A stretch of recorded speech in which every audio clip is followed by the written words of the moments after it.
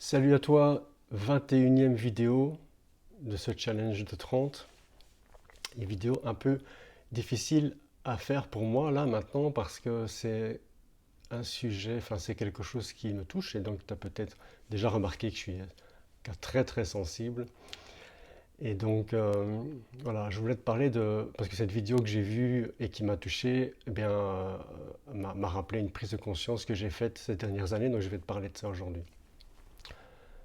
Pendant une formation en gestion de conflits, c'était dans un home, et une des infirmières expliquait qu'elle était en conflit avec ses deux enfants qui avaient dégénéré sur son mari. Enfin, c'était absolument catastrophique. Et donc elle explique qu'en fait, ses enfants sont très petits, 6 ans, 8 ans, quelque chose comme ça.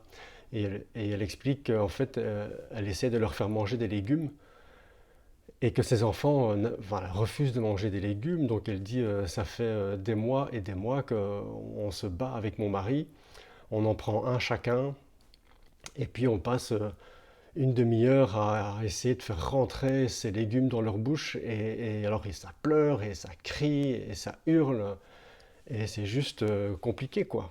C'est juste compliqué. Et donc je suis en conflit avec mes enfants en permanence pour leur faire manger des légumes.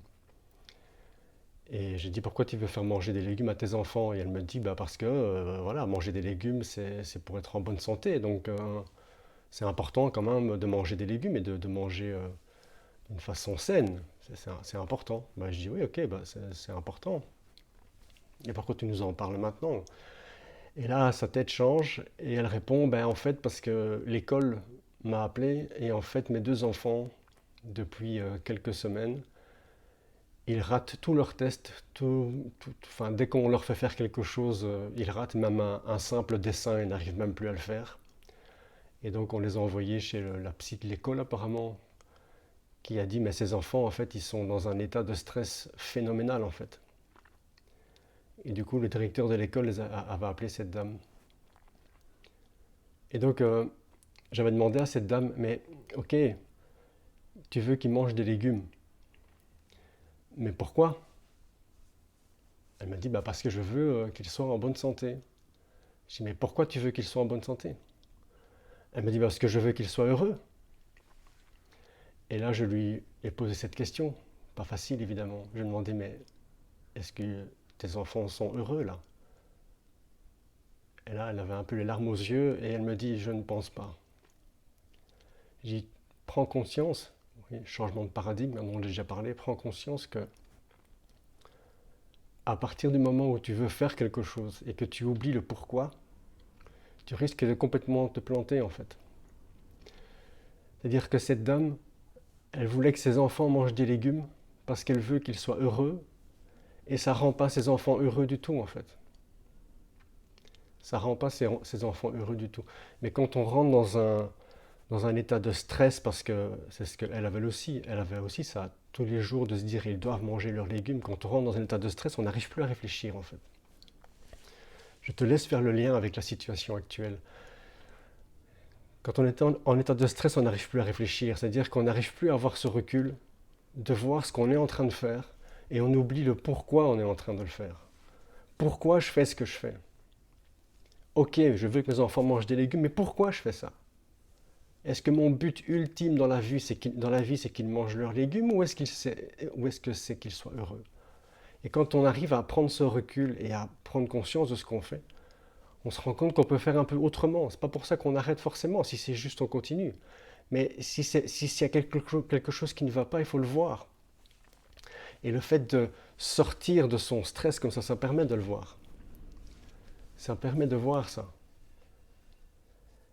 Tu sais, enfin, il y a des gens qui ne savent pas ça apparemment, mais quand on est stressé, on n'assimile pas les vitamines qu'on mange. Donc tu as beau bien manger, tu as beau manger bio, tu as beau manger parfaitement dans ta vie, si tu es stressé tous les jours quand tu manges, tu ne vas pas assimiler ta nourriture correctement, et donc tu vas être malade aussi. Le stress, c'est vraiment la première des premières priorités. Au-delà de bien manger, ça ne sert à rien de bien manger en étant stressé, ça ne sert à rien. Et d'ailleurs, si tu es là-dedans, regarde autour de toi. Il y a des gens, ils mangent des pizzas 4 fois par semaine et ils sont en bonne santé, ils n'ont pas de problème. Je ne parle pas sur le long terme, hein, mais en tout cas aujourd'hui, ils sont bien plus heureux que certaines autres personnes qui sont complètement traumatisées par ce qu'ils mangent. Et donc quand cette dame a pris conscience de ça, sa vision a changé, elle a commencé à faire autrement. Et donc oui, c'est important de manger des légumes, mais à quel prix? À quel prix? Quand le stress diminue et qu'on prend du recul, on peut commencer à voir le prix qu'on paye par rapport à ce qu'on fait. Quel prix tu payes par rapport à l'objectif que tu te fixes?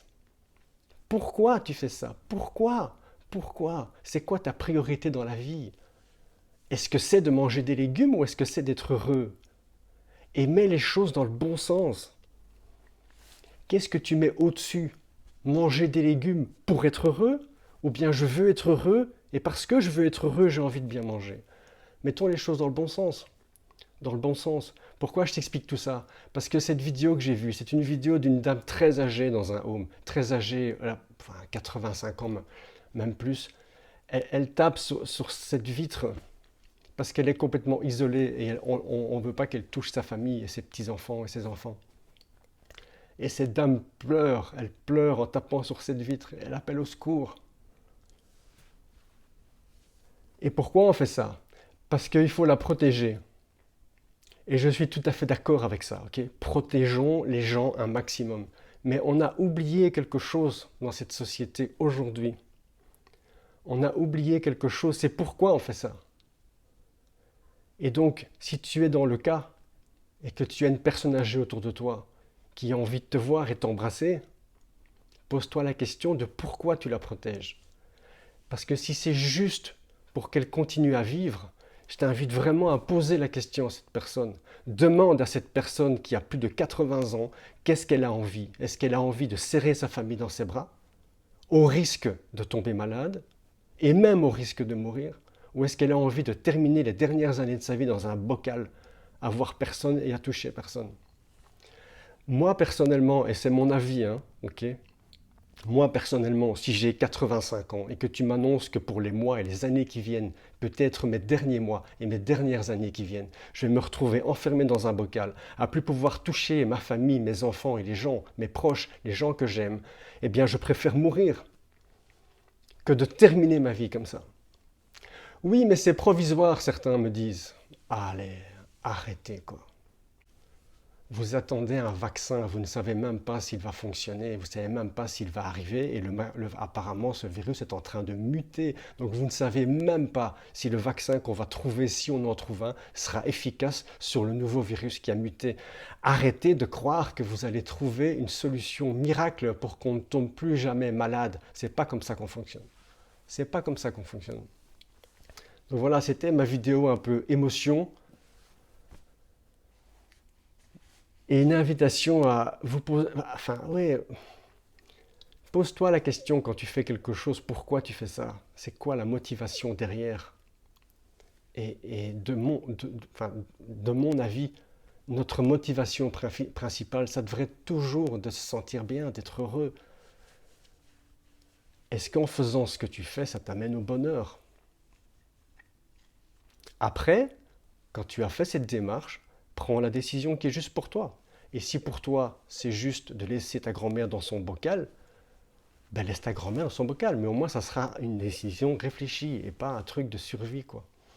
Voilà.